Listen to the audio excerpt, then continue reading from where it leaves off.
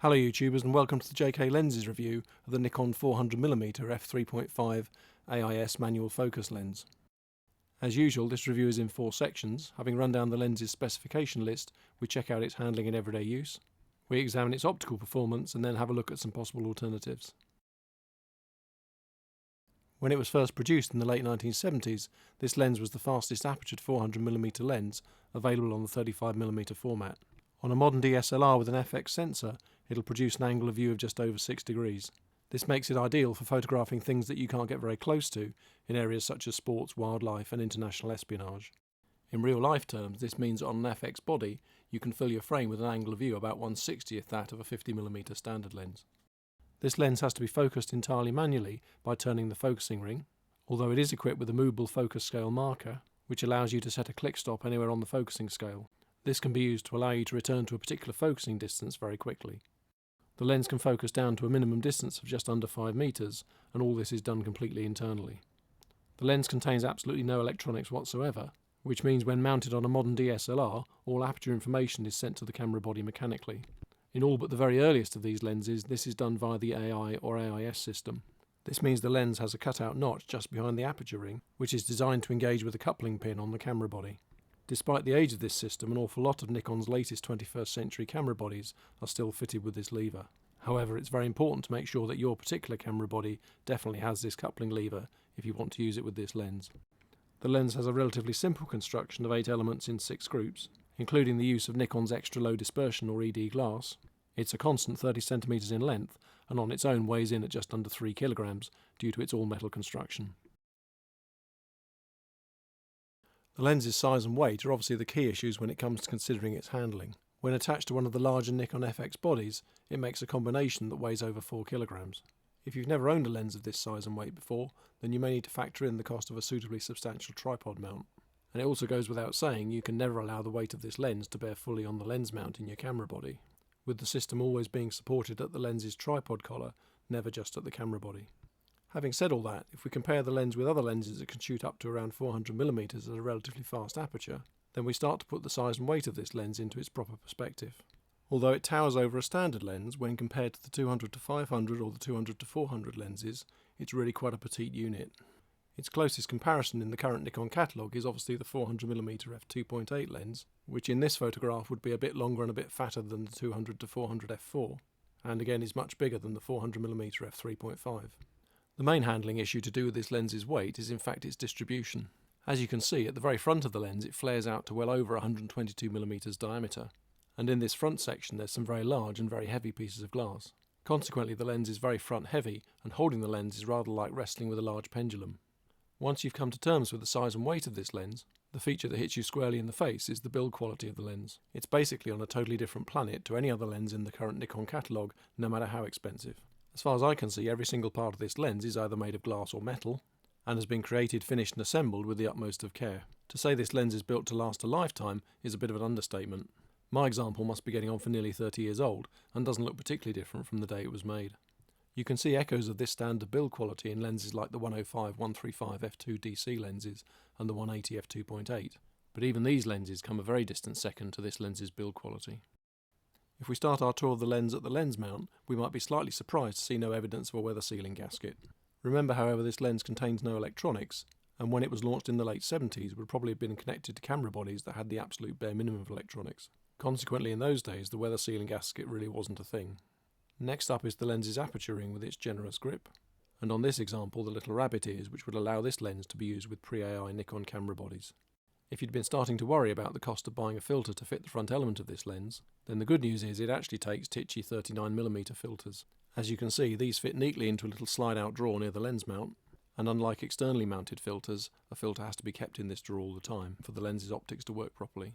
The inclusion of a suitable clear 39mm filter is obviously something to put on the list of things to check if you're buying one of these lenses second-hand, particularly as it's not always obvious when you're checking photographs of the outside of the lens. Situated around the centre of mass of this lens when it's attached to a large FX camera body is the very substantial rotatable tripod collar. This is very strongly built as it's designed to take the entire weight of the lens, although the size of the tripod foot always seems a bit short to me. It's fitted with a pair of strong metal rings should you decide to fit a neck strap to the lens, and a very large locking screw to keep everything in place. The main feature on the lens is the large metal focusing ring, which covers almost a third of the lens's length. It moves wonderfully smoothly from the closest distance to infinity over an angle of about 180 degrees. Turning this ring has no effect on the length of the lens, and despite its size, its movement is so light that if you close your eyes and push it gently with the tip of your little finger, then it's every bit as light to the touch as the skimpiest of modern plastic AFS focusing rings. The incredible build quality of this lens is again in evidence here. The numbers on the focusing ring are actually carved into the metal ring and the depressions then filled with paint. Again, a standard of build quality you just don't see today. Just in front of the focusing ring is a thin metal ring that can be moved to any point on the focusing scale and then locked in place with a small metal screw. This basically sets the position of a mechanical click stop in the focusing ring. So for example, if you set it to a distance of 10 meters, every time you turn the focusing ring past 10 meters, you'll be able to feel a small click in the focusing ring. This obviously allows you in the days before AFS to preset a certain focusing distance and to return to it really quickly. Beyond the focusing ring, the lens widens out rapidly to accommodate the 122mm front element. If you're one of those people who likes large glittery pieces of glass on the front of your camera lenses, then you're absolutely going to fall in love with this lens very quickly. As with many of Nikon's large telephoto lenses, the gorgeous front element was always intended to be protected by a flat glass plate that lives permanently on the front of the lens. This is another item to keep a close eye out for if you're buying one of these lenses second hand, as a replacement could be hard to find and/or expensive. The built-in lens hood is a retractable metal design, which slides out and then twists to lock in place. Although Nikon did make a 122mm lens cap, which you sometimes see with these lenses, mine has the cardboard and leather drawstring bag, which seems to work just as well. The optical quality of this lens is very much in line with its build quality, absolutely beautiful and head and shoulders above anything that Nikon currently produce. The accuracy and saturation of the colours it produces is absolutely spectacular, even on images straight out of the camera with no post-processing. Levels of sharpness and resolution are once again on a different planet to most other Nikon lenses, and certainly well beyond the limits of what my 12-megapixel D3S can record. If you plan to use this lens with a 35mm film body and a high-resolution negative scanner, or with one of Nikon's super high megapixel count bodies, then this lens will always deliver far more resolution than the camera body needs to make fantastic images. The lens can obviously produce an extremely shallow depth of field, which along with the 400mm perspective makes it a perfect lens for isolating objects, whilst keeping their backgrounds integrated as part of the picture. This can be done even at medium-size apertures, as in these pictures where you can choose your favourite fence post, which were taken at f8. Opening the lens up to f3.5 produces absolutely paper-thin depth of field, allowing it to easily separate my garden ornament from the hedge which is less than a foot behind it. Interestingly, if you watch the JK Lenses review of the Nikon 200-500 f5.6 lens, then you can see it really struggling with the same test. The incredibly thin depth of field when looking through the lens at full aperture is one of the reasons why manual focus is an absolute delight on this lens rather than a liability. As long as you're focusing on something in the same county, then the in-focus distance stands out an absolute mile from both the foreground and the background. In addition, the focusing ring and mechanism were designed to be an absolute delight to use, rather than the thin plastic afterthoughts fitted to most modern autofocus lenses. The lens also produces a wonderfully bright viewfinder image with which to work, and many Nikon camera bodies have the live view feature, which makes it easy to get focus every bit as accurate as an autofocus lens. The bokeh, or the appearance of the outer focus areas of this lens, is absolutely beautiful and wonderfully natural. This means that at medium apertures the lens can turn backgrounds into a convincing backcloth for the main subject, and at wide apertures can just simply blow them away. A lot of these features mean that it can be used as a very effective portrait lens, particularly for things where you'd like to keep a large working distance such as terrifying dinosaurs. Although it's no kind of a macro lens, its very tiny angle of view can be used to fill the frame with quite tiny things. Whatever your subject though, the image qualities I've just described mean that you consistently get images so natural that you feel you could just reach out and touch them. One of the features that I think makes this lens worth many times its actual selling price is the wonderfully natural transition between the in-focus and the out-of-focus areas. This image illustrates this quality quite well. The in-focus area, which is the front of the engine, is absolutely razor sharp. If my D3S's 12-megapixel sensor was up to the challenge, then we'd be able to read the tiny writing on the warning stickers. All around the image, the out-of-focus areas look wonderfully natural, with none of the curious shapes that you sometimes get from lenses with 20-odd pieces of glass inside. And this helps to give the viewer the impression of the background as being a real place. And also, if you let your eye run along the train itself, you'll see the wonderfully natural transition between the in-focus and the out-of-focus areas which I was talking about.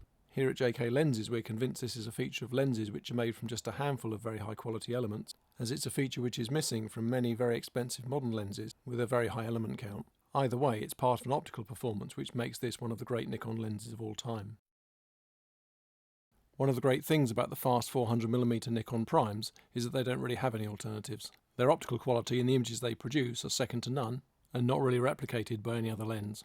As you can see from the handy table, Nikon have been making these lenses in various forms for many decades now. However, as you run your eye down this table, the thing that's increasing, apart from the price, is the range of features which each lens has. The awesome optical quality has pretty much been there right from the start. With this in mind, the 400mm f3.5 very much represents a value for money sweet spot in the ancestry of this lens. As we've seen, it has the legendary optical quality of a modern f2.8 version at about 1/10 of the cost. Obviously a modern 400mm lens has things like autofocus and vibration reduction, but that price difference really is extremely large. If you're interested in trying a 400mm f3.5 on your modern DSLR, then the good news is that almost nobody seems to be very interested in them, and this is reflected in the price. Although Nikon did make these lenses for nearly 30 years, there aren't huge numbers of them on the second-hand market, although with a bit of patience you should be able to find one in good condition near you. The good news is that pretty much all of them will work with a modern DSLR as long as it's got its AI coupling lever, as we explained earlier.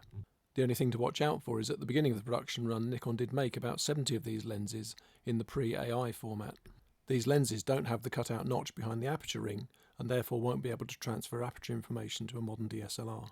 You should be able to identify one of these K-mount lenses by the serial numbers on the table, although I believe, although I've never seen one, that they're actually quite easy to identify by their smooth black finish, as opposed to the crinkle finish of all the AI and AIS versions. If you want to spend a bit more money, then they're obviously manual focus AI and AIS versions of the famous 400mm f2.8. However, there does seem to be something about that f2.8 aperture, and even the very earliest and most beaten up AI versions of this lens can still be very expensive. Incidentally, before leaving this table, we really do need to mention the deeply unsexy 400mm f5.6 manual focus lens from a similar generation. Although the f5.6 aperture and the lack of features means it's not everybody's cup of tea, on the second-hand market these lenses are clearly being priced to be gotten rid of. They offer a truly excellent optical quality by anybody's standard, and often cost less than a handful of decent filters. Here at JK Lenses we're interested in finding the very highest optical quality for the very least money. And on this measure, the 400mm f3.5 is an absolute superstar of a lens which almost nobody seems to be saying anything about. If you need to shoot at this focal length and your subjects will allow you to work around the lack of autofocus and vibration reduction, then this lens will easily provide you with the optical quality of modern lenses, costing over 10 times as much. I hope you found something useful in this video, and if you have any comments, whether you agree or disagree, please type them in the box below, and as always, very many thanks for watching.